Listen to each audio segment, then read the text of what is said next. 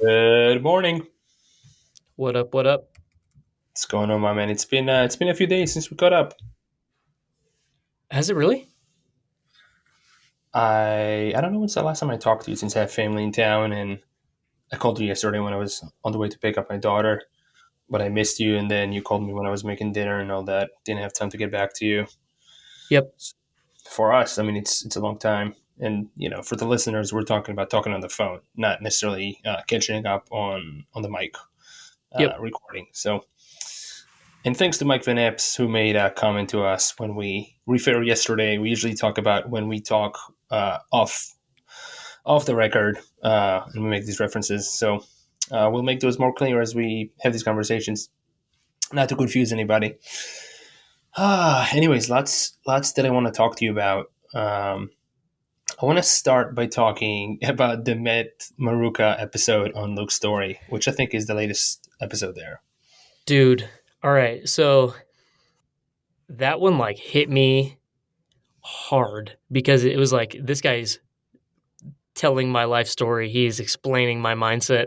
Um, Fantastic. Like, I mean, I'm sure it may not resonate with everyone, but it really resonated with me. I have it. So I've been like, I am not even all the way through it because I have to stop it and like go for a walk without anything and like digest what he's saying. Mm-hmm. And I'm going to listen to it again. I think it's I don't know. It could be also that like it's not like it's really anything that's super profound or mind blowing. I mean, it's all things I guess that I knew, but the way he articulates it, his approach to it, um, it's pretty fucking relevant, man. That guy is he's 22, 23. I know he's 22. He's 22 years old. He's I think he's wiser than most people in their 80s that are Yeah. walking the earth right now. So that's my opinion. I think he has a lot of profound realizations that are super well articulated in this podcast. I mean, he's so eloquent for a 22-year-old. I mean, he's speaking his truth also. Like in his to think of how much this kid went through, and I'm calling him a kid because he's 22. um, Still a kid. I mean, I think of myself as a kid. I know I'm a father, very soon to two kids, but damn, I mean, he's like went through a lifetime from 14 to 22. I'm like, yeah, just amazing. And to kind of touch a little bit for the audience and what he was talking about, um, he let's dive in a little bit. So we talked about the carnivore diet, animal based diet in the past few episodes, which we have been implementing both of us and our families to a stronger extent in the past like few weeks, like a month or so. Yeah. And I think there's a lot in the carnivore diet. It makes a lot of sense. And what I've been taking from it most is that organ supplements, so eating organs, right, which is missing from our diet and has a lot of power and has a lot of nutrition and healing capabilities. But then what I love that he was talking about, which was like, you got to listen to it when I'm 15 minutes in. He was talking about how carnivore and paleo and keto, all of these things are are a method of a human looking for something outside of them to heal them, which Yep. he was touching on. Joe Dispenza work. He's been to 6 retreats in a year and a half. And of course, I've been telling you about Joe Dispenza. I've been to one of his retreats. My wife has been to two of them.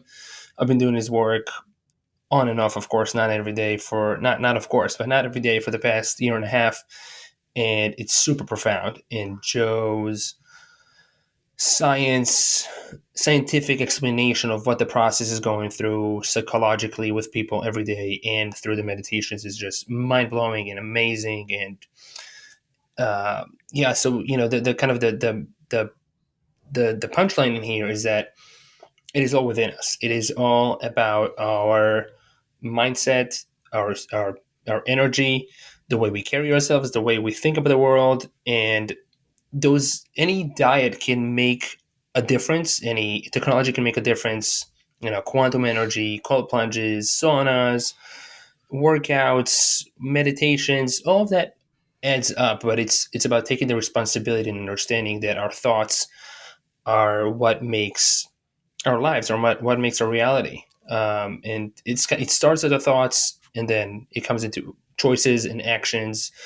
And just like Matt says there, it's not that I can articulate nearly as well what Joe Dispenza teaches. If you're feeling called to it, go to drjoedispenza.com and check out his work, or look him up on a bunch of podcasts and YouTube. He's amazing. But there was like, and this was like, I texted you, "Are you sold on Joe Dispenza?" And now you tell me. So definitely have been doing Joe's meditations every day since hearing that. I was doing them before, but Hmm. now I started getting up a little earlier. I used to do them in the sauna, but now I'm doing them before I get in the sauna because it's almost like I want to focus on just doing that. The sauna can be a little distracting with the meditations if I'm crunched on time, but you'll start to have sweat dripping and that kind of thing. It kind of pulls you out of the state a little bit. I think before we he does say, it's important not to just do a bunch of Joe D meditations and eat a bunch of bullshit food and never exercise and all that. Like you said, Hmm. it definitely has a place.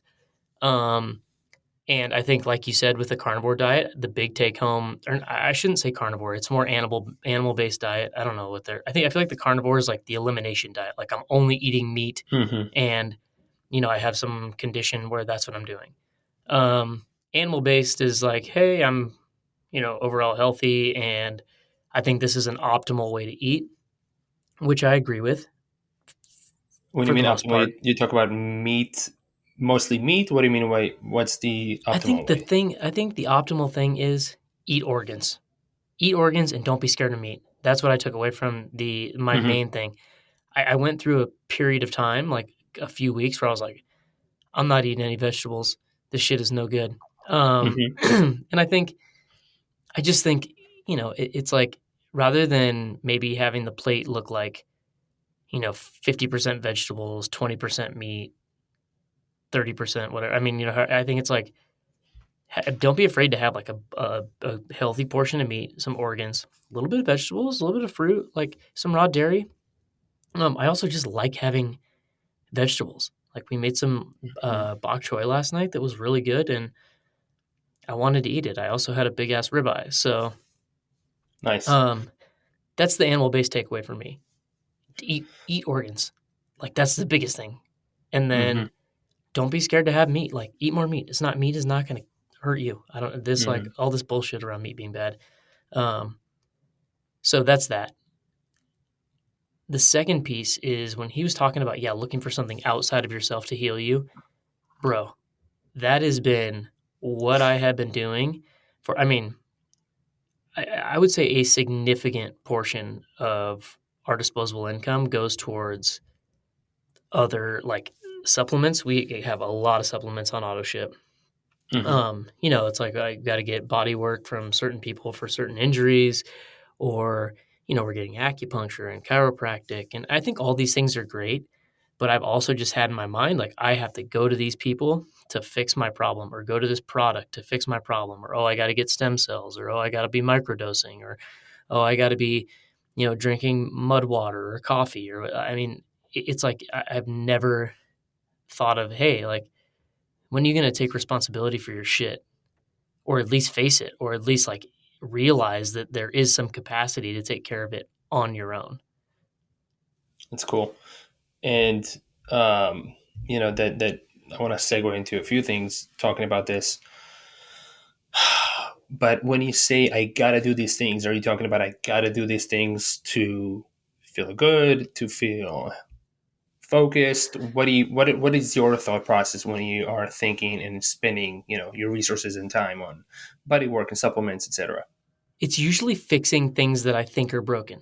Obviously I had health issues when I was young, and that I've always kind of had this like idea where, oh, I need to make sure that I'm staying on top of all that. And I mean, 99% of the way there for sure. I'm always dabbling in the 1% with all these thousands of supplements I'm taking. And, just like we have full cabinets of products and different things that we're using. Um, I think also, I think another piece of it is fixing like physical ailments.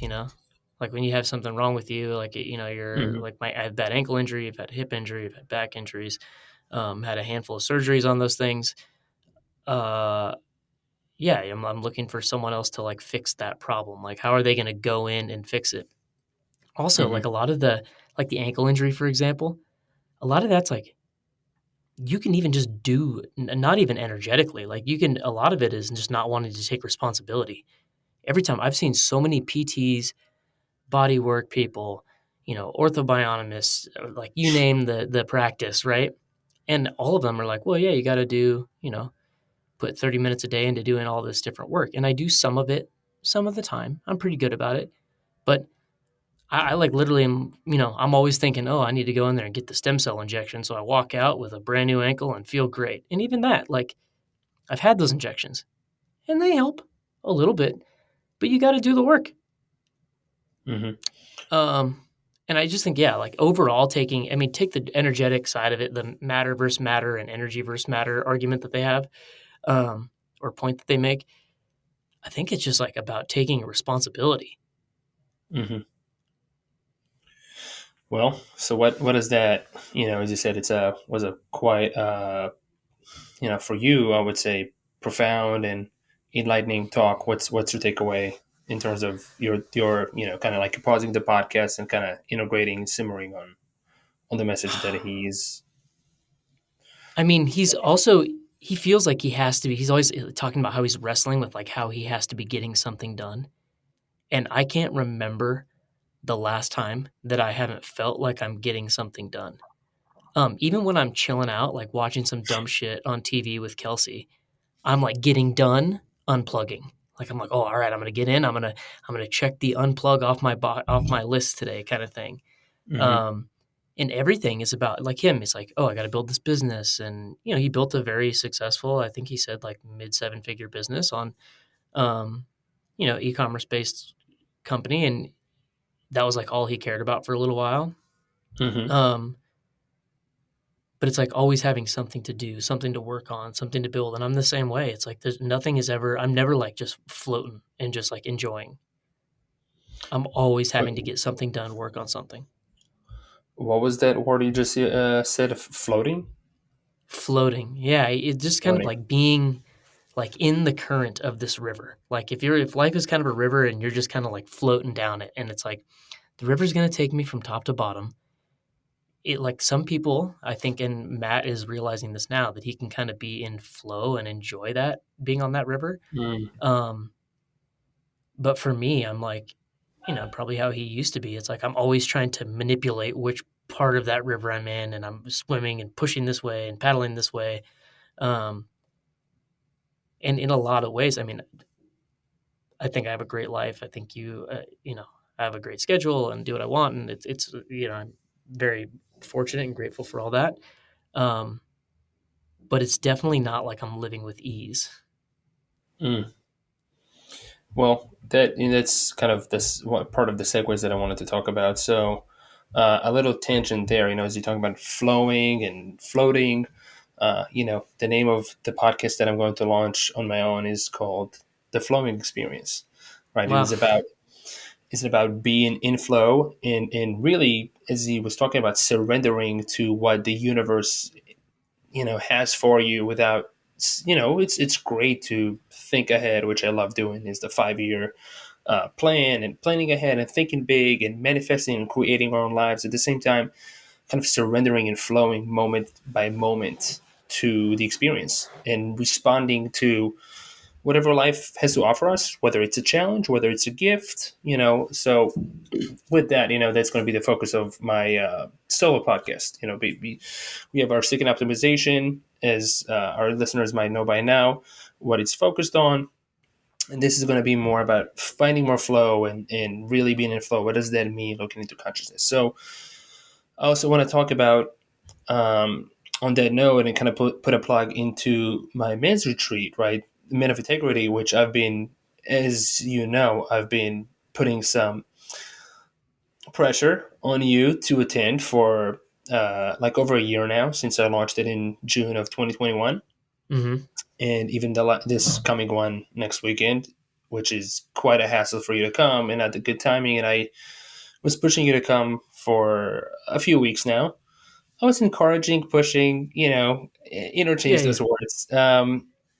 At the same time, I loved what you sent me yesterday when you had a very intentional and conscious and courageous approach to making a decision that you're going to come to one of those retreats that I think will help you and helps people surrender more and be more in the moment and not struggle with the flow as much by surrendering to the experiences, by opening up to other men and relating, and a little bit of what is going on when you're listening to podcasts, listening to Maruka, for example, talking. It's just relating, and it's just like, oh, I know this at the core of me, but I need to hear, a bunch of times, like 10 or 100 times from other people in different ways at the right timing to instill and integrate those ideas, lessons, practices into my life. So yeah, and I love that you made a commitment to come, and also you had a conversation and a lot of respect and a co-creation with your wife of saying like, I'm not going to go now because this is not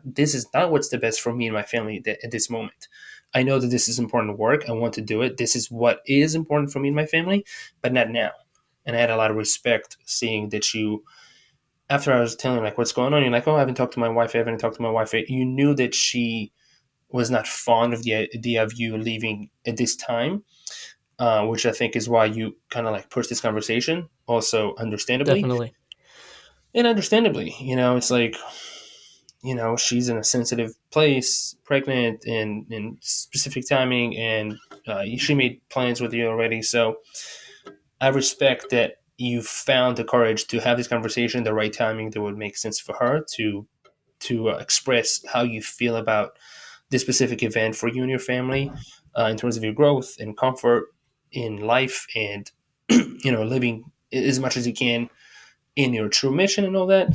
And yeah, I mean, I was like, okay, this is the right decision for you. You made it together, and you put courage, and you said, I'm gonna make a commitment by putting a down payment and all that. So that was really cool, and I was happy to see that rather than you saying like, oh, I'm gonna kind of force myself through and tell her like, no, I really need to do this right now, because it is important, but the timing for everything is super important. Well, the last thing you want to do too is go to an event like that and be gone for, whatever, 4 or 5 days, and then be feeling that guilt of being there, knowing that your family's back home, either, not just missing you, but not fully in support, or feels like, I Mm-hmm. want Kelsey to be like, fuck yeah, this guy's going to do this. That's great, and Mm-hmm. excited for me to leave, not like, oh, I wish you weren't leaving me when I'm, 6 weeks away from having a child and that kind of thing. So, yeah, no, that's, yeah, Which is what it's about. It's about, we talked about it in the very first episode of this, like the intro to this podcast. It's about supporting our families is very important to us. We want them to feel loved, to feel safe, secure, supported, assisted when needed, and all of that, especially in times where things are more challenging. So I think you've made a beautiful decision, and I salute the way you made it. So really, really nice. And I think it kind of came together also with when you were listening to Mid Maruka. It kind of, all of that is coming to you before you're officially becoming a father. yeah. Well, dude, one other thing that came from that was, and this kind of, I think the men's retreat will help with this too, but Matt talks about like being happy later. It's like delaying happiness. And dude, I'm like always like, okay, like right now I'm grinding, I'm hustling, but once I have, X amount of units or, properties or doors or whatever, like in my portfolio, then I'll feel good. And then I can chill out and be happy. But I'm also like, I don't know, last Thursday and then at 2 p.m. I was floating down the Deschutes River with some friends hanging out in the sun. Like, why couldn't I just be, like I'm happy now. I can be happy now. Not you don't have to always be like delaying this. Well, once I'm at this point or once this happens and once, because I think that's bullshit. I think once you do have that, once you are at that point that you think right now, once your 5 year plan, you check all those boxes and you're there. I hardly doubt you're going to kick your shoes off and be like, all right, now I'm going to, go meditate every day. And I mean, maybe there will be some of that, but there'll be new things. Right. Yeah, there's the next 5 year plan, and then there's, you get to the end of the life, and you're like, all right, next life, I'm gonna Yep. do X, Y, and Z. And I Yep. mean, of course, between us, we've had a few conversations when he used to tell me, when I have this, I can come to a retreat. When I have this, Yeah. I can relax. And many times, I told you that approach is not gonna go far. And I like what Matt said. Every moment not spent in happiness is a wasted moment. You know, Yeah. every moment spent in somber, in misery, in beating ourselves up, in finding ways to feel some sort of suffering. And I'm not saying that this is a flip of a switch for anybody, including myself. Like I have family staying with me for the past few days. I've been more irritated. I'm watching myself as I'm, raising my voice more, and giving little kids commands in some extent, like, you got to stay here if you want to have ice cream. Don't go inside the house, Yep. And my wife telling me, like, catching me, she's like, don't use the negative word. She's like now telling me about the language, which we talked about core language upgrade from Mark England. It's like, use the positive, like, stay here, please, to finish your ice cream very calmly. And I'm like, I'm cooking dinner and I'm making this. And before that, I made some homemade popsicles for them with some ancestral supplements that, of course, none I of them saw know. that. Dude, I threw 6 capsules of like thyroid, colostrum, living collagen, which is like scapula and all that. I How'd they put it like in. them? Dude, they were gone. They No were gone. idea.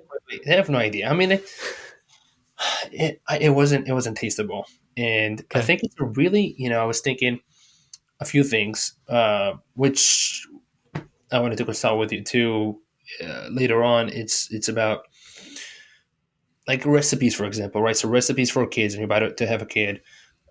So like making something that is tasty but also has the nutrition in it. Like, how cool would it be to go to a restaurant and they have ice cream, but it also there's some like organ supplements within the ice cream. And I use coconut milk, so it's dairy free. Not that I have a problem with dairy, but we do know there's some Sure. intolerance to, let's say, most people in the Western society. It also depends on what dairy we're using, as you talk about raw milk and how available that might be, how expensive that might be. So, got full fat coconut milk, a little bit of coconut oil, frozen berries to make it a little bit more accessible, and some frozen cherries and pineapple. Mix it all together, put the essential supplements in there. You can't taste it. You get the extra nutrition, healthy fats, some antioxidants, and I made those like penguin molds, so like they look like Yeah. penguins. They're all super happy. They're eating their hats, and they have sunglasses. These penguins, like, they were having so much fun, and they were all like, And they're everybody. eating thyroid. They're eating thyroid. They're having, they're having some scapula. They're having some ligaments. I mean, it was fantastic, and actually, so um, my family here that came to visit, they're a little bit under the weather, which means their kids, they have some fever, they're coughing, they're doing this and that. So I offered them some vitamin C from Symbiotica or Symbiotica. I'm not sure how they pronounce the name of the brand. And the parents love it. So the parents take it, but the kids are like, no, and it's delicious, right? It's like orange flavor, bioavailable vitamin C. Okay. Um, but I try to do something for them that will be enjoyable, not non-threatening, and also can help them strengthen their immune system. Um, yeah, that's and I mean, I don't have to tell people exactly what's going on in there if they're not sensitive to it. They're I put a minuscule amount in ratios. It's a minuscule. I Hmm. should have put like 12 capsules in there in hindsight, not six. Now you know. Yeah, now I know. I mean, it was a large amount, and then yeah, I made them like whatever. I made them some gluten free pasta, which was made out of like, I think it's semolina flour, which I'm not even sure what it is, to be honest with you, and some beet. They have like some beet juice in it, and they all loved it. Like, they don't know that it's that kind of passed down. They were like gobbling it, and I used to marinara sauce, and then I was thinking of putting some essential supplements in there too. It's like all these like vehicles, which I use like wild cacao drink in the morning, and I put this in bone broth and all that. It's like, to me, it's a vehicle that is tasty, that is nutritious, to get some more nutrition in at the same time. And yes, we're kind of going back into using things outside of us to make us feel good and healthy. At the same time, and this is what Ben Maruka was talking about. Everything is energy. Everything is a consciousness in the field, and and kind of we're looking at the bigger picture stuff. So merging our energy with those energies that are healing, that are of a certain consciousness, helps us get to the point eventually, perhaps, when one would not need any supplements, any meditation, to just kind of walking around illuminated and healthy. And yes, there are some people who do that. I do enjoy the support, and I'm wearing right now a new capsule from Lila Quantum, which is a men's booster. What they did, so you got me the Heal capsule, which is amazing. So I talked about that in the last episode, episode number 5, and I got more into the technology, or more of their tech, which means more frequencies, more ways to carry the frequency.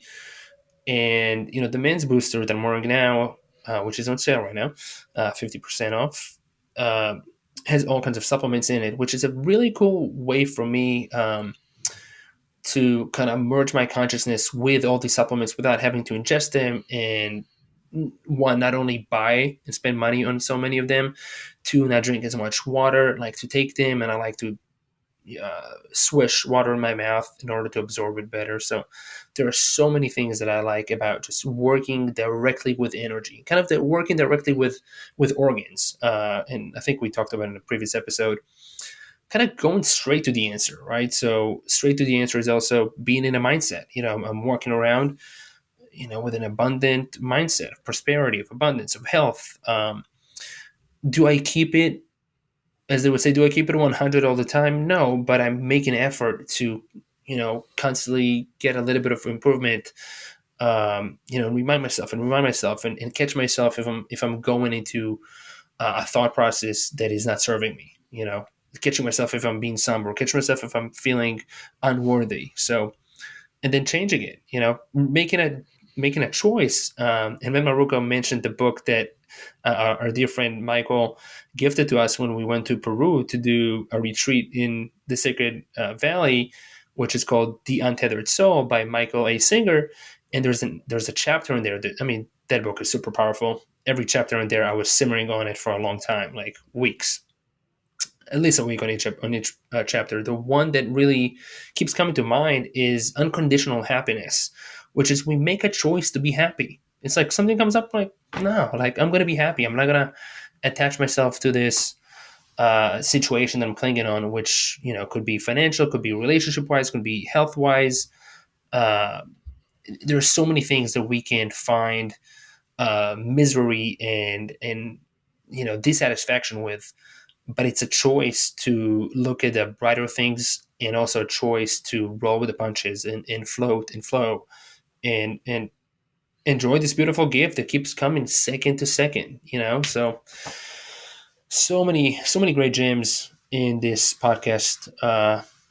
Dude, the one other thing that I want to touch on, and I think you said it in so many other ways, but this is like something you hear growing up in like sports and all that kind of stuff. But it's attitude is everything.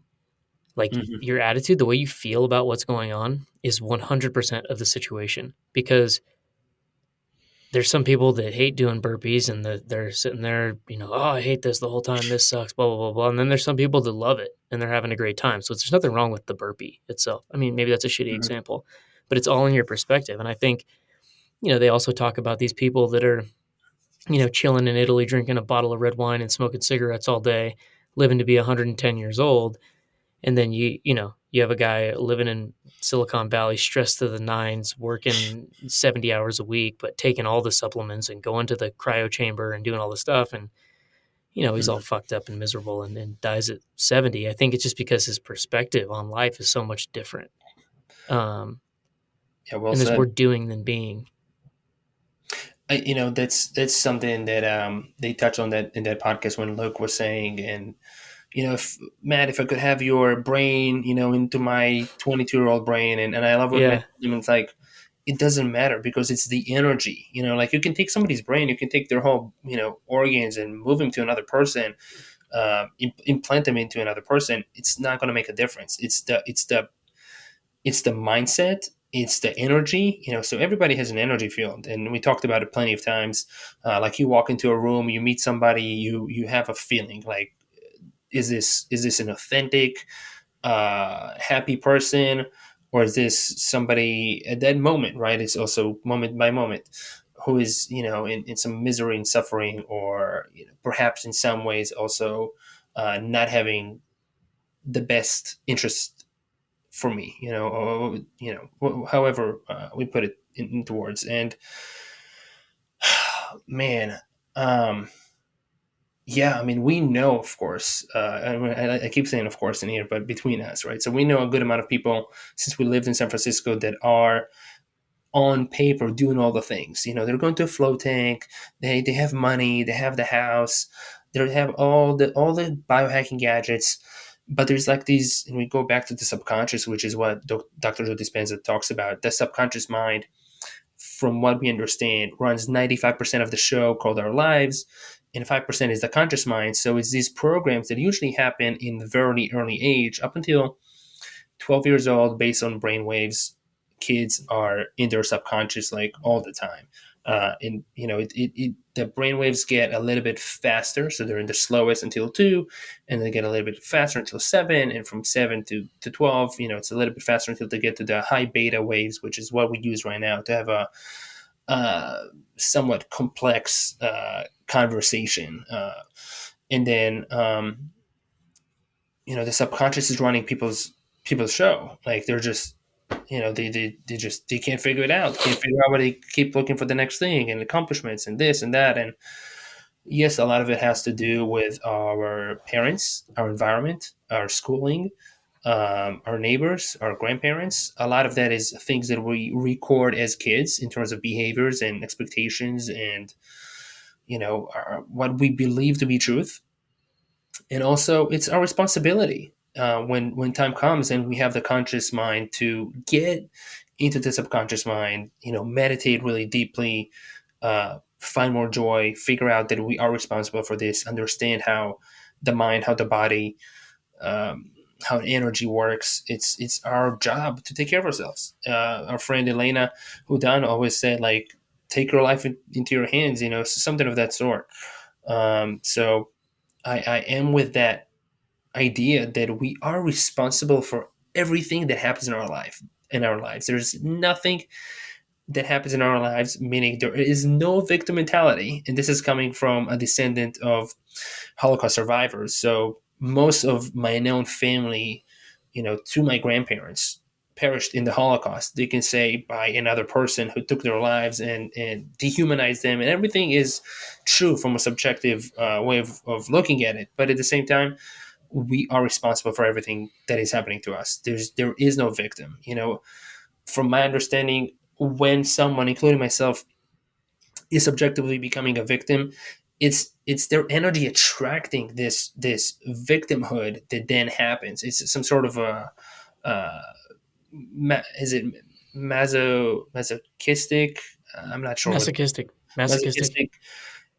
And I think it's mostly, an unconscious behavior. It's an unconscious behavior of wanting to, for somebody in perhaps not exactly physically, but to get beat down, verbally or physically, or energetically. It's kind of like being addicted, being in the familiar self, as Joe Dispenza talks about. It's like, oh, this is what's familiar to me. Like, and I'm not talking about myself, but one can think like, I'm used to being financially poor. I'm used to being, disabled in some ways. Range of motion is not in my thing. I'm not young anymore. I'm in achy, I'm in aches and pains.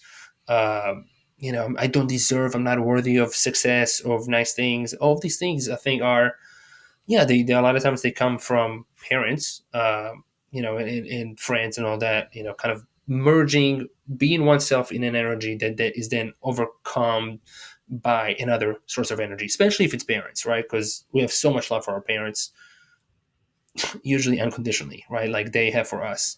And it's a vicious cycle of one person getting into it and then attracting another person, and perhaps they get married or not, and then they have another kid, and it's like that energy field is subjectively is a low vibration that brings subjectively a good amount of suffering, and and Hmm. not not that much happiness, not that much joy. We talked about the map of consciousness on that logarithmic scale. Shame and guilt are the lowest vibrations of consciousness. So feeling, and this is when stay away from the word pride, especially when I talk to my daughter, because what's on the other side of pride is shame. So like if I'm proud of my daughter for doing something or not doing something, like then if I'm not proud of her, what's the other side of it? Am I ashamed of her action or non-action?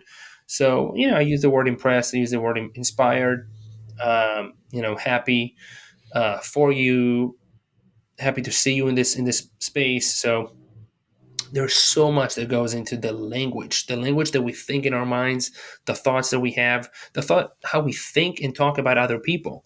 All of that energy gets transmitted, you know, with no boundaries. Yep. And dude, that's the thing with Joe's work that's so cool is it really opens your eyes to rewriting. Say you were, you do have some story, which everyone has some story, uh, but you can literally rewrite that and start to match that. I think I hate that the word is energy because I feel like it gets thrown around too much, but you can literally start to rewrite the story in your mind, and your energy will start to match that versus whatever the energy was that you'd had and whatever the story was prior. I mean, I know a lot of people who think, "Oh, this is who I am. This is what my family does. This is how it goes." And then their energy level matches that story. But if they Hmm. can start to tell themselves a different story, even just like a manifest in air quotes, or imagine that and believe in it and start to feel it, you can actually start to bring around a different reality. And dude, I will tell you, the days that I do my Joe work, and they're usually, I'd say 90% of the time, centered around abundance, things come. I swear to Hmm. God, things come. And it's like, I Out don't of know, nowhere. out of nowhere. And it's almost like I feel a little cheesy saying it because the whole process, like to a Western mind, is like kind of ridiculous, you know? Like if you were to tell Hmm. me this when I was 18 years old, I'd be like, sweet, you know, Good for you. Yeah. enjoy that. Oh, I'm going to keep doing this. Uh, really, really works. But it does take work, and it does take like rewiring, which is a really difficult kind of process and practice for sure. Indeed, and there are all kinds of ways to rewrite, reprogram the subconscious mind. Right? It's running programs. We're kind of computers. Some describe us as USBs connecting. That's why people use the word downloads when Yep. they're like meditating, when they have a revelation on some sort of spiritual journey. Um, that's Joe Dispenza work, for example. It's about meditating, really surrendering, slowing down the brain into the subconscious mind. And a bunch of times, it's like, okay, now that we're in the subconscious mind, we can start creating these new programs, tuning into these new programs. And the more we do something, and it's like everything, right? The more we eat sugar, the more we want sugar. The more we the body and the mind, they kind of get addicted to all kinds of things. They like the familiarity. So the more familiar we get with abundance and happiness, it's kind of becoming automatic. So you wake up and this is what you're used to. You keep doing abundance and happiness and worthiness, and all of that becomes the new familiar self, which is really really cool because it then subconscious, the whole beauty of the subconscious mind and body is that it does things automatically. We are not thinking right now about digestion and taking breaths to stay alive, and you know detoxifying and elimination. It all happens automatically, so we can use our minds to have this conversation right now. there's so much beauty in programs. There's so much beauty in programming oneself to be as efficient and as joyful and as aligned with source and core self and all that as possible. It's a gift to be in these bodies. It's a gift to experience life with the five senses and then the sixth sense to some extent of just feeling the energy, feeling what the void, the blackness, just being right without tasting, smelling, seeing, feeling with our bodies and such. Um, yeah, I mean it's hearing it's such a cool thing, and of course for me too, there are times where I forget that I made a commitment. It's going to be 100 days soon. When I made that commitment to like, okay, I'm going to meditate every day. I'm going to at least I said like at least 10 minutes a day, kind of put like a small goal on it, to breath work for at least 3 minutes per day, get my website done, do A, B, C, and D, and put it out to the community of men that went through my retreats. We're kind of keeping each other in check. And you made your commitment with coffee and such, and so much has happened in the past 80 days. It's going to be 20 days from now. I'm looking at the calendar. So much has happened when I made that commitment. Like it's clear as day that when I made that commitment, that I'm fired up, and I'm set on like doing what I said to do. And I committed to myself. Committed to my family, and I'm having way more synchronicities and way more fun. And one thing that Matt Maruka mentioned on that podcast that I really enjoyed, which I enjoy a lot too, is the unknown. As you're saying, like you do an abundance meditation, and then things just come. It's like those surprises. I mean, people love those surprises when they look at their phone. They're looking for a surprise on Instagram, in their messages on. They're looking for a dopamine response of a surprise, of a fun surprise, and this is the unknown. It's like leaning into, oh, what else is the universe has for me? Because if we knew everything that is going to happen in our future, in terms of relationships and success and everything else, then okay, I mean, now we're just going to play it out. Of course, I do think there's some place where we know it, but we are tuning it out to enjoy the surprises. So I really enjoy the unknown. I really enjoy not knowing what tomorrow brings, where I'm going to be next year, where I'm going to be in 10 years, in It's a all love those hate. facets. It's a love hate. I mean, dude, I think it's you made the reference to a computer, and I think it's like this is the perfect example. I upgrade my iOS and like my iPhone software and my Mac software all the time. But I think a Hmm. lot of people are still running software or programs in their mind from, when they were like 9 years old. And they For just sure. have never done the work to say, hey, I need to upgrade. Like, is this really how I feel? Is this really how I want to like run? Is this what I want my hardware to be operating on?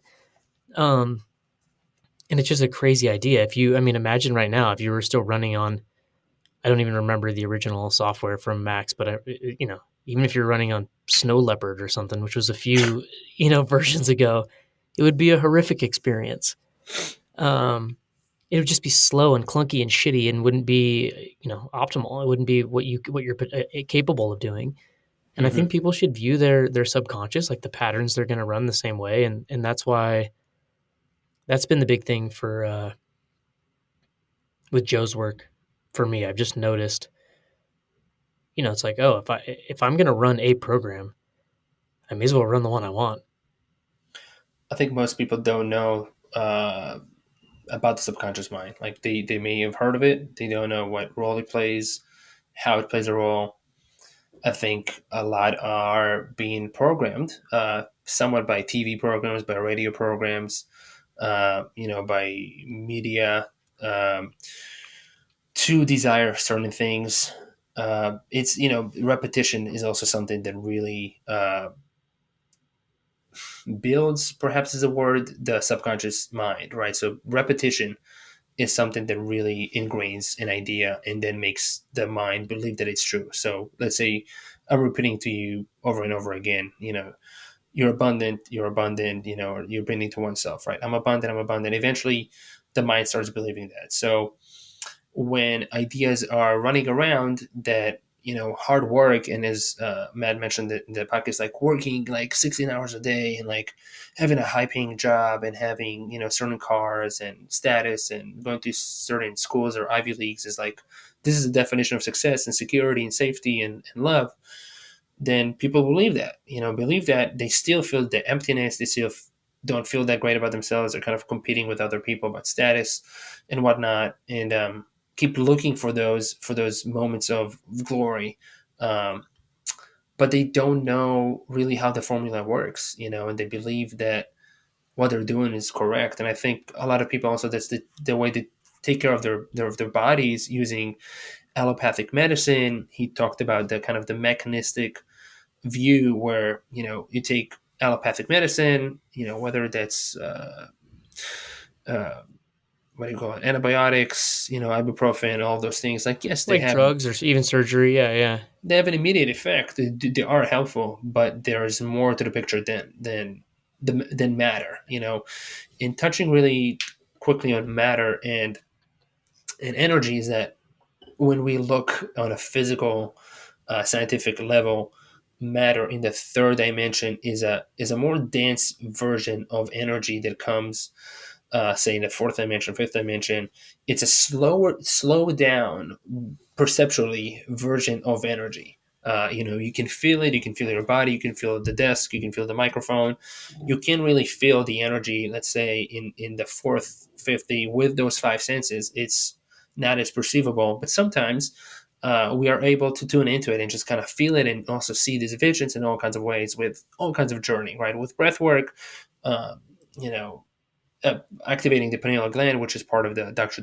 Joe Dispenza uh, teaching. There's so much more to it that a lot of people, and this is why people sometimes use the word the word woke or awake is being thrown away right now, as if there's being asleep or sleeping and then woke, being awakened to X, Y, and Z. There's so many things to wake up to that we are not seeing and are asleep to. And damn, what a Dude, do not equate the words woke and awake. I, I I'm not equating them. I'm putting them in the same bucket because I know. there is a movement. And by the way, super super cool. Part of the Lila Quantum experiments that have done with third parties is that the energy levels that Doc Hawkins, David Hawkins, who wrote the Map of Consciousness, measured before he died, which was like 10 years ago. The highest level then on the logarithmic scale was 1,000, right? So the Earth was tuned into, on a logarithmic scale, to 1,000 consciousness level. Now the Earth is, because more people have woken up and the energy is getting stronger in that way. It's getting more uplifting, if a person can tune into it. But anyways, the Earth is now tuned into higher vibrations, so that the scale that they're able to measure, especially with their devices, is over that 1,000. So like they have 1,100, and I think they might even have more. Which I talked about this last week on our episode last week. That means episode 5. I'm so into this technology that I figured out a way to get one of their blocks. I got the travel block, which is their cheapest one. It's $800 after 10% off with code Luke10 from Luke Story. I do have an affiliate with them too. I do not remember my code. I will plug it in eventually. But I love the technology so much, and it makes so much sense. And yeah, I mean, they're able to measure it in all kinds of ways. So it's just amazing, fascinating, and it's a new time. So woke, awake. I mean, there is a movement. Yes, it's not being used the same. It's not referred to the same energy and capacities, but cool stuff nonetheless. Yeah. Um Definitely feel like I'm waking up, like becoming more awake as time goes on. Definitely not getting more woke. But that's a different topic. Do you have On that, anything? yeah, on Go that ahead. note, I want to quickly touch that. Sometimes, and that happened to me too. It's like waking up, right? Which is also a book by Sam Harris, which is how I started meditating with his app, Waking Up. Uh, Waking up is a process. It's a process of waking up to understand how the subconscious mind works, and there's more than the third dimension matter, and there's more to life, and all of those things that one may not believe in or tune into. And it's not like, oh, like you wake up and like everything and like you're everything and you can experience everything in the world. And it's a process, and I love how you said like I'm still waking up. It's such a process. There's like kind of like the 1% awake, there's the 20% awake, there's the 50, the 99, etc. So I think that's also the beauty of the journey. It's not like, okay, I figured this out, done. Like, I'm ready to move Yeah. on from this world and see what's the next chapter.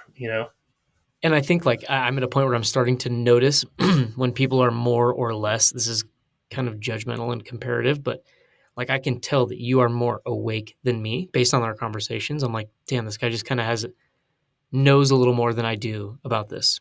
And maybe not knows a little more, like understands it a little better. But then I'll talk to friends who are, like commuting and in the rat race and doing some soul sucking shit because they think they have to, and that they're one day going to be happy in 25 years because they did it, or, whatever the fucking story is. And, I mean, these are some of my best friends, people that I love, dearly, but I'm like, they maybe aren't as awake to these ideas yet and realize that you don't have to do that. You really don't. Hmm. Um, so, well, go ahead. Did you have anything else you want to talk about? I had one other thing. Well, I mean, I just wanted to touch on that. That as you say, if a person, for a person to get to a realization that they don't have to be in a red race, they don't have to make a certain amount of money or work in a certain job, it takes courage, right? So that's once again the level of integrity based on the map of consciousness. Once a person has courage to change their life, to understand like I can do this differently, I can feel more alive, I can feel more abundance, like I can feel more joy, I can feel more moments of relaxation. I'm worthy of all of this. I don't have to work as hard. I don't have to work 70-hour 80-hour work weeks and commute to this and that, or take subjectively shit from one person and that describes themselves in some way, or talks down condescending. Like, it takes that courage. And once a person has courage, then they start climbing up the ladder of consciousness and feeling, eventually getting into those higher states and staying in those states, like maintaining, constantly rewiring their brain, expanding their energy, feeling more of those joy, love, meaning, satisfaction. So Yeah. that's what I have to say on that. No, for sure. And I think it's like building that courage muscle too, Mm-hmm. because that, They're all that same, muscles. Yeah. that same courage muscle is the one that, gets you to go to the men's retreat and do that. Cause that's a courageous process. And speaking of muscles, Matt mentions that too in the show, like the happiness muscle. If you don't Mm-hmm. exercise it, if you don't focus on being happy and actually be happy, if you think you're going to store all this, happiness up for, your 55th birthday or something when you finally retire, you're not gonna know what the fuck you're doing. You're not gonna know how to be happy. And those are those people that get, those people. They say like after the average man in America retires, he dies in 7 years, and Wow. it's because he spent his whole life not knowing how to live his life and thinking that he was going to start living it when he turned 65 or whatever. Um, but he didn't. And yeah, And then one might stop exercising their mind and even their physicality more because they want to relax now after they push so hard. And I think then they atrophy in age and everything kind of catches up to them, and perhaps lack of feeling accomplished and satisfaction from actually getting things done, right? yeah, So many things to it. I do want to mention that my since I'm here in a different setting, I probably have battery also to perhaps finish the episode in a few minutes. So, is there what's that last thing you wanted to touch on? Oh, and, the only thing I want to tell you is I'm like my first week into my new training program with Zach Height. I think Mm-hmm. his Instagram is like Zachary Height or Height Performance or something like that. Dude's an absolute monster. He's a buddy. Um, and we've been just like chatting back and forth via text for a while. And I decided to start working with him again for coaching because I was just like tired of lifting weights and whatever, just having no fun. It was like, I just didn't Mm-hmm. give a shit. And he got me back into just doing like a calisthenics and hand balancing program. And I Mm-hmm. really like it. It's fun. It's more playful. I told him I do not want to train more than an hour a day.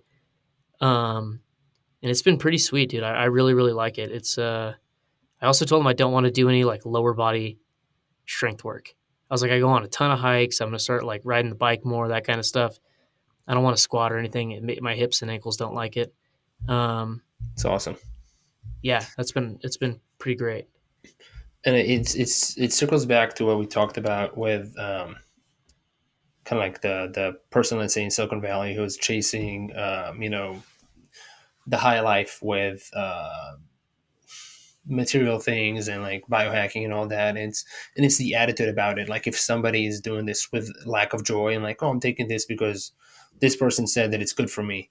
It's all about that attitude again. It's like it's being joyful of doing something. I know of a good amount of Yep. people that are doing things because, and they're like, oh, I hate going to the gym, but it's good for me. Like I hate going to CrossFit, but like it's good for me. And like I feel good after. I'm like, may as well find a way to enjoy like Yeah. the warm up. May as well find a joy to enjoy by being there. I mean, there is the norepinephrine dopamine response after workouts, which is fantastic. I'm all for it, but it's like enjoy the process. Enjoying the process is to me so much more important than enjoying the outcome.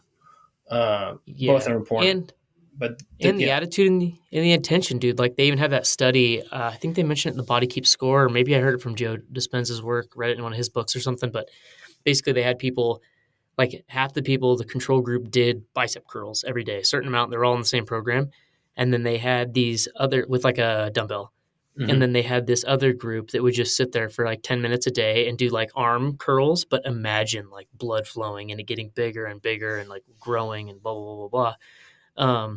And the people who just imagined it, focused on it, it put intention around growing up. They got like I forget the numbers, but it was like it was over 20% muscle. What do we call it? it was Lean muscle. hypertrophy or growth. Yeah, Yeah. increase.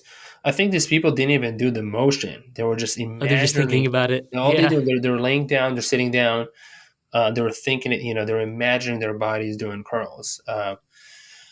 It's a lot of it is so much imagination. My Arnold pregnant. says the same thing. He said he would like put his brain into his muscles while he was training, and that I mean that goes to show you. So if you do that with a little bit of gear, some It little doesn't bit of take. Yeah, it's all of it is the intention driving energy. It's creating the reality. It's creating our personality, our personal reality. Yeah, it's amazing. So I'm Uh, gonna finish Maruka. I'm gonna go through it again. I know Beautiful. we're coming up on time here, and I know your battery's about to shit the bed. You got anything else? That's all I got for today, baby. Beautiful. Thanks, Doc. Thank you. See you next week. All right, I'll see you next week. Thanks everybody. Have a beautiful day. Hasta la pasta.